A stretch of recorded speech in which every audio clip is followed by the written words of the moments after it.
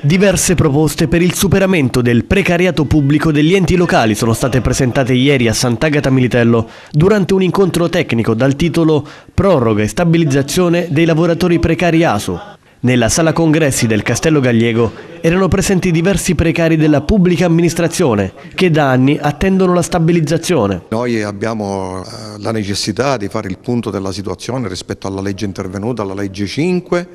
rispetto alle circolari che sono state emanate ultima di questi giorni, perché vorremmo che i lavoratori, questi disoccupati, parlo degli ASU, trovino veramente concreta soluzione nei posti di lavoro della pubblica amministrazione, in questo caso negli enti locali, e suggeriamo appunto che i sindaci dei comuni, le amministrazioni dei comuni dei Nebrodi assumano tutti i provvedimenti, quelli necessari perché si dia la prosecuzione, perché si possa dare l'integrazione, perché si possa realizzare la stabilizzazione, tenuto conto che queste persone, questi soggetti, questi uomini, queste donne, queste famiglie, questi padri, eccetera,